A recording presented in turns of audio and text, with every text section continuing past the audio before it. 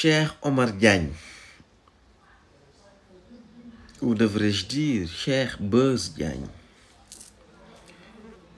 damay ragal na moom dafa yaakaar ne ci showbiz la nekk.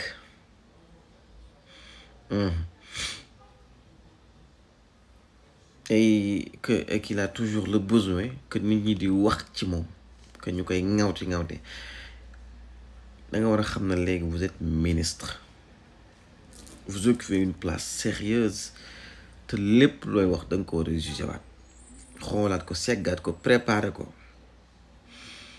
am nga 2 minutes sa taa Omar, am nga wallahi merci beaucoup.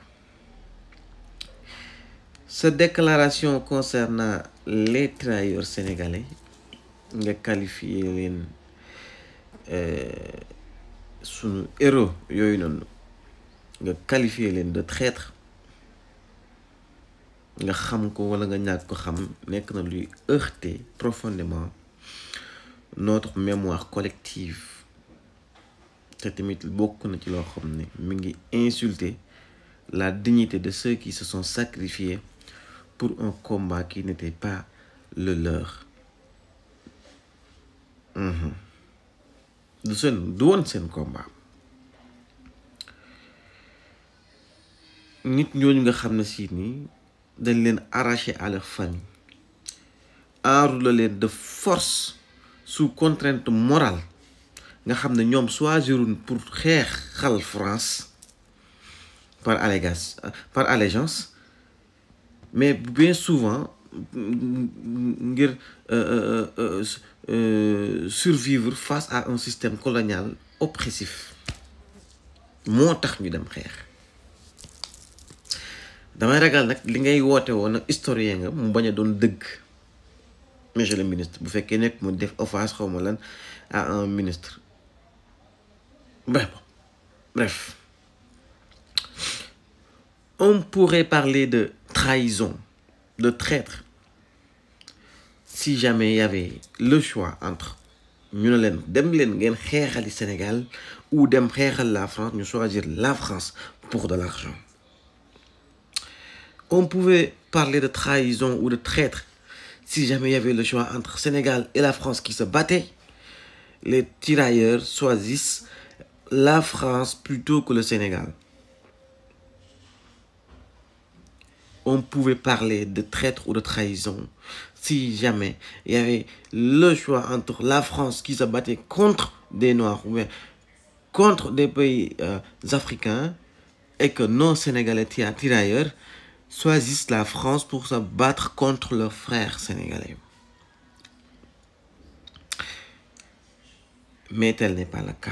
Comme nous l'avons dit, ils étaient arrachés à leur famille et enrôlés de force. Nous devons choisir la France par allégeance,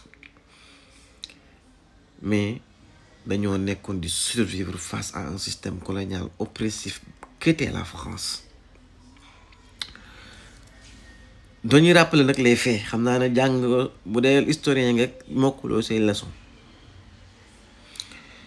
Les tirailleurs sénégalais ont été mobilisés par la France pendant les 2 guerres mondiales pour défendre une nation qui les considérait comme des sujets et non comme des citoyens. Di mooy lii dëgg.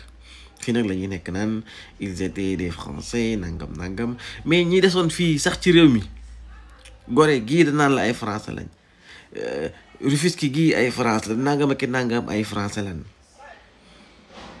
Et malheureusement c'est ça qui était le hic, c'est que la France daf leen considéré woon comme des sujets et pas comme ñun li ñu yaakaar na ñoom lañ nekkoon, pas comme des citoyens français.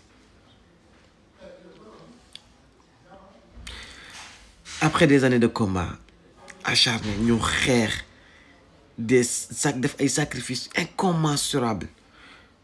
Soldats yooyu noonu en fait ils étaient cruellement trahis par cette même France bi ñu doon xeexal, comme le montre massacre bi amoon ci Thiaroye en 1944. Ce n'est pas les tirailleurs qui ont trahi la France ou le Sénégal, mais ce sont les Français qui ont trahi ces tirailleurs en 1944. Massacre les ñoom ñep.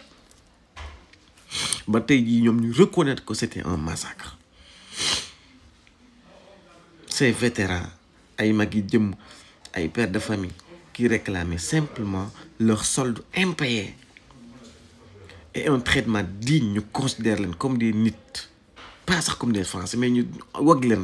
Donc, nous massacrer sous le sol sénégalais, dans une répression brutale qui illustre la violence du système colonial. Aujourd'hui, le président de la République, son premier ministre et son gouvernement xeex cette dignité. L'hommage rendu, nous rendre il y a même pas quelques jours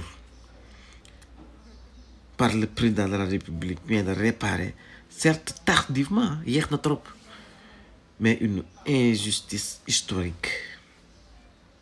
Tey nga xañ a taxaw saaga toute c'est une communauté ay tirailleurs am ñu am ci ay sët ñi am ci ay maam ñi am ci ay papa ñi am ci en fait ñu nekk ay purs sénégalais.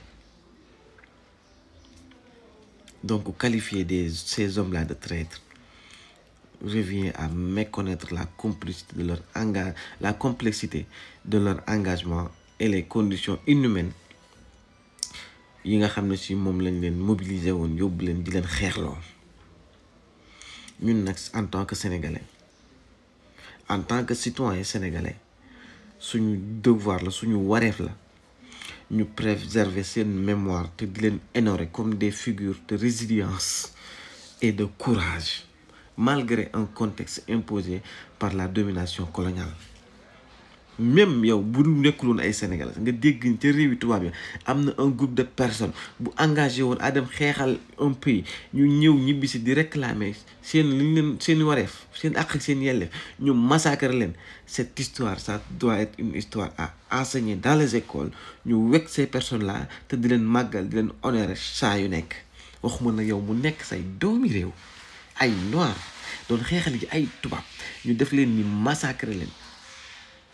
Yow nga taxaw en tant que sénégalais nga ne yow gëmoo leen quoi ay traître lañ.